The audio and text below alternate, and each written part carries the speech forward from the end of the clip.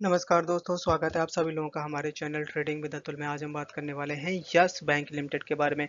जैसे गाइस काफ़ी टाइम हो गया था और यस बैंक का जो शेयर है ऑलमोस्ट दबाव में देखने को मिल रहा था, बट आज के दिन यहाँ पे 5% का अपर सर्किट के साथ यहाँ पे खरीदारी देखने को मिली है। और क्योंकि यहाँ पे आरबीआई की तरफ से बड़े रिलैक्सेशन देखने को मिले हैं सारे बैंकिंग सेक्टर में। सो गाइस बैंकिंग स्टॉक में काफ़ी अच्छी खरीदारी रही आज के दिन। और आरबीआई ने करीबन 2 गाइडलाइन बनाने की बात कही है, जो कि यहाँ पे बैंकों के लिए जो बैंक लोन देते हैं, और बहुत सारा ऐसा है जो कि कर्ज वापस नहीं आता है, तो उसके लिए एक नई गाइडलाइन बना दी गई है। इसके अलावा गाइस यहाँ पे क्या है कि यस बैंक में अच्छी खासी वॉल्यूम के साथ कारोबार हुआ। और इसका जो ब्रेकआउट है ना, बहुत ज़बरदस्त देखने को मिला है आज के दिन। चलिए गाइस शुरू करते हैं हम अपना वीडियो।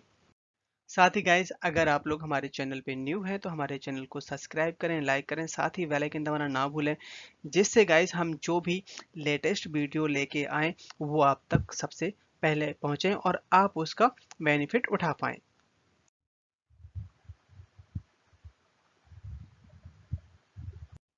मार्केट में नज़र डाली जाए आज के दिन, तो यहाँ पे आज के दिन ओवरऑल प्रॉफिट बुकिंग देखने को मिल रही है। आईटी में यहाँ पे सबसे ज़्यादा गिरावट है करीबन 247 पॉइंट्स की, और बैंक निफ्टी में 48 पॉइंट और निफ्टी 50 में करीबन 40 पॉइंट तक की डाउन साइड देखने को मिली हुई है। सो गाइस क्या है कि यहाँ पे आरबीआई ने बोरोइंग लिमिट रिलैक्सेशन जारी कर दी गई है, वो भी इंटर बैंक के लिए। तो इसमें क्या था कि अभी तक कुछ जैसे जो भी लेनदार होते हैं उनके लिए एक लिमिट सेट होती है कि आप इससे ज़्यादा उन्हें लोन नहीं दे सकते। बट अब यहाँ पे आरबीआई ने खुद बोला है कि आप अपनी लिमिट खुद सेट कर सकते हैं कि किसको कितना लोन देना है, किसको कितनी रिक्वायरमेंट है। और साथ ही यहाँ पे बैंक अच्छी तरीके से अपनी लिक्विडिटी को मैनेज कर सकते हैं। सो गाइस क्या है कि यहाँ पे आरबीआई की तरफ से बहुत बड़ी फ्लेक्सिबिलिटी प्रोवाइड की गई है बैंकों के लिए। और साथ ही यहाँ पे सेंट्रल बैंक अभी अपनी जो मॉनिटरिंग जो पॉलिसी जो कोरोना के समय इसने चलाया था, अभी भी बहुत सारी यहाँ पे बहुत सारे फर्म्स के लिए देखी जा रही है। सो उसके तहत यहाँ पे सारे बैंकों को काफ़ी ज़्यादा रिलैक्सेशन अभी भी है। आरबीआई की तरफ से यहाँ पे सेकंड गाइडलाइन ये है गाइस कि बहुत सारे एक छोटी छोटी फर्म है जो कि ऐप के थ्रू ही लोन प्रोवाइड करती हैं। तो उसमें क्या होता है कि कस्टमर की तरफ से कोई ज़्यादा वहाँ पे गारंटर या ऐसी कोई पेपर वर्क नहीं होता है, तो यहाँ पे उसके लिए भी यहाँ पे गाइडलाइन बनाई गई है।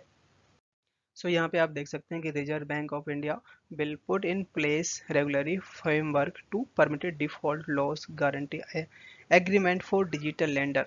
जो गाइस यहाँ पे डिजिटल ऐप के थ्रू यहाँ पे पेमेंट लेते थे, उस उनके लिए है स्पेशली ये गाइडलाइन बनाई गई, जिससे बहुत सारे बैंकों का जो पैसा लॉस में चला जाता, डिफॉल्ट होता था, उसमें यहाँ पे अब ज़्यादा दिक्कत नहीं आएगी, मतलब डिफॉल्ट कम होंगे। यहाँ पे यस बैंक के जो एमडी हैं इन्होंने 100 बेसिस पॉइंट्स का टारगेट रखा है नेक्स्ट 3 इयर्स के लिए। सो गाइस यहाँ पे Yes Bank net interest margin 100 basis point का टारगेट रखा है 3 साल के लिए। और low cost deposit and leading to higher yield clients. So guys क्या है कि यहाँ पे जो डिपॉजिट्स हैं ज़्यादा हमें उसके कॉस्ट नहीं पड़ रही है, और हम 100 बेसिस पॉइंट्स के टारगेट रखे हैं फॉर मार्जिन। ये यहाँ पे इन्होंने इनके जो सीईओ हैं इन्होंने ये इन्फॉर्मेशन दी हुई है। सो गाइज यहाँ पे क्या है कि 2020 के समय यहाँ पे स्टेट बैंक ऑफ इंडिया ने काफ़ी बड़ा सपोर्ट किया था यहाँ पे। सो यहाँ पे जब तक इसका आईएनएम इंक्रीज होता है तभी यहाँ पे शेयर में अच्छी खासी रिकवरी देख सकती है, जो कि अभी यहाँ पे 30 बेसिस पॉइंट लास्ट क्वार्टर में अभी मार्च में जो गया वहाँ पे इंक्रीज हुई थी। और अगर हम बात करें यहाँ पे आईसीआईसीआई बैंक, एचडीएफसी बैंक, जिनका यहाँ पे मार्जिन जो कि 4% से ऊपर है। बात की जाए यहाँ पे अगर बीएस इंडिया कारोबार के बारे में, तो आज के दिन यहाँ पे 30% की डिलीवरी उठाई गई है। आज के दिन शेयर ने हाई बनाया 17.2 का, लो बनाया यहाँ पे 16.15 का, क्लोजिंग दी 16.75 पे, करीबन 4% तक को उछाल देखने को मिला हुआ है। चार्ट में नजर डाली जाए तो यहाँ पे आप देख सकते हैं 16.75 पे शेयर काम कर रहा है। जैसे गैस यहाँ से 17 रुपए को आज तो निकला था, 17.2 तक भी गया था, 17 रुपए के ऊपर सस्टेन करना, मतलब कि ये अप्रैल के समय 17.2 तक गया था, उसके ऊपर निकलेगा तब आपको 18 रुपए तक भी जाता हुआ देखा जा सकता है। इसके अलावा यहाँ पे इनका कहना ये है कि करीब 9.6% ईयर ऑफ ईयर यहाँ पे डिपॉजिट ग्रोथ बढ़ रही है बैंकों की। और यहाँ पे ऑल ओवर करीबन 8.43 ट्रिलियन डिपॉजिट किया गया है। यहाँ पे अगर हम बात करें लार्जेस्ट यहाँ पे पब्लिक सेक्टर बैंक जैसे state bank of India, Punjab national bank, bank of Baroda, Canara bank, union bank of India. So 8.43 trillion deposit हुआ है। यहाँ पे सबसे ज़्यादा 3.72 ट्रिलियन एसबीआई के पास में है। इसके अलावा ये भी बताया जा रहा है कि यहाँ पे जितने भी प्राइवेट सेक्टर बैंक हैं इनमें सबसे ज़्यादा डिपॉजिट ग्रोथ बढ़ती हुई देखी जा रही है, क्योंकि आरबीआई की तरफ से रेट ऑफ इंटरेस्ट नहीं बढ़ाया गया है और साथ ही यहाँ पे प्राइवेट सेक्टर बैंक, यहाँ पे गवर्नमेंट बैंक, सारे के सारे यहाँ पे रेट ऑफ इंटरेस्ट जो एफडी के हैं वो इंक्रीज करते हुए देखे जा रहे हैं। तो लोग पैसे अपने घरों से निकाल कर डिपॉजिट करते हुए देखे जा रहे हैं।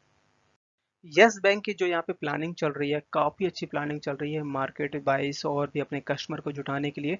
तो करीबन यहाँ पे अब 30% का जो फंड है वो अपना फंड यहाँ पे एडवर्टाइज में लगा रहे हैं, जिससे गाइस यस बैंक कस्टमर के ऊपर काफ़ी ज़्यादा बिलीव कर पाएँ और अपना यहाँ पे पैसे डिपॉजिट कर पाएँ। लोन भी है, तो सारी एक्टिविटी के लिए यस बैंक अब तेज़ी से उभरता हुआ देखा जाएगा। यहाँ तक कि यस बैंक ने अपना लोगो भी चेंज कर लिया है। साथ ही यहाँ पे एक इन्होंने डिजिटल फिश सर्विस भी शुरू करी गई है। जैसे कि यहाँ पे बैंकिंग का जो टाइमिंग होता है वो ख़त्म हो जाता है, तो जिस भी कस्टमर को रिक्वायरमेंट होती है वो फुल नहीं हो पाती है।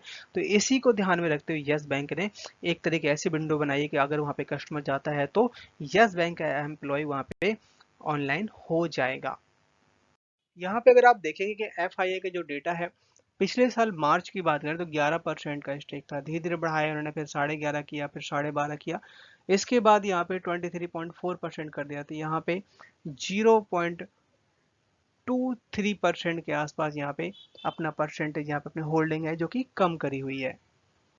हाँ, ये ज़रूर है कि डीआईएस ने अपनी होल्डिंग मामूली सी कम की हुई है, जो कि 45% का स्टेक था एक साल पहले, जो कि इस समय 38% का स्टेक हो गया है। अगर यहाँ पे एक बार देखा जाए कि म्यूचुअल फंड, जैसे एफआईए के बारे में तो हम बात कर चुके, म्यूचुअल फंड भी यहाँ पे लगातार धीरे धीरे करके अपना यहाँ पे इन्वेस्टमेंट बढ़ाते जा रहे हैं। और म्यूचुअल फंड में तो बहुत सारे लोगों का, इन्वेस्टर का पैसा लगा होता है, तो जो कि जब इतने बड़े बड़े म्यूचुअल फंड यहाँ पे अपना पैसा लगा रहे हैं और लॉन्ग टर्म के हिसाब से यहाँ पे जर्नी सोच के बैठे हुए, तो गाइस मेरे ख्याल से घबराने वाली बिल्कुल भी बात नहीं है मार्च के महीने में जो शेयर अनब्लॉक होने वाले हैं। आज के दिन का वॉल्यूम देखा जाए तो करीबन 36 करोड़ का वॉल्यूम देखने को मिला है। मतलब आज के दिन गाइस वॉल्यूम थोड़ा कम था, क्योंकि इतनी खास तेजी देखने को मिली नहीं। यही यहाँ पे अगर एक बार इसके रिटर्न्स को देखा जाए तो ये हमें 1 वीक में 10%, 1 मंथ में 26% और 1 ईयर में करीबन यहाँ पे 60 से 55% तक के रिटर्न दिखा चुका है। सो गाइस, यहाँ पे जो इनकी अर्निंग आई हुई है, अर्निंग आप देख सकते हैं कि एक साल पहले इनके जो इंटरेस्ट अर्न है काफ़ी ज़्यादा यहाँ पे इंक्रीज होते हुए देखे गए। यहाँ पे 4800 करोड़, मतलब 4800 करोड़ के आसपास था, जो कि इस बार 5800 करोड़, सीधा सीधा मतलब काफ़ी अच्छा जंप मारा है। अदर इनकम है, ये भी अच्छी खासी रही है। देखिए 750 करोड़ के आसपास, जो कि यहाँ पे 1200 करोड़ के आसपास अदर इनकम आई है इस साल। टोटल इनकम बढ़ गई है। मेनली क्या निकल के आया है कि इनके खर्चे बहुत बढ़ गए। पहले 5000 करोड़ के आसपास थे, जो कि इस बार 6000 करोड़ थी। यहाँ पे सबसे ज्यादा 1000 करोड़ के दिन पे खर्चे बढ़ गए। गाइस क्या है कि जब हमें ग्रोथ करनी होती है, चौतरफा अपने हर चीज में हमें ग्रोथ लानी होती है, तो हमें पैसे खर्च करने पड़ते हैं।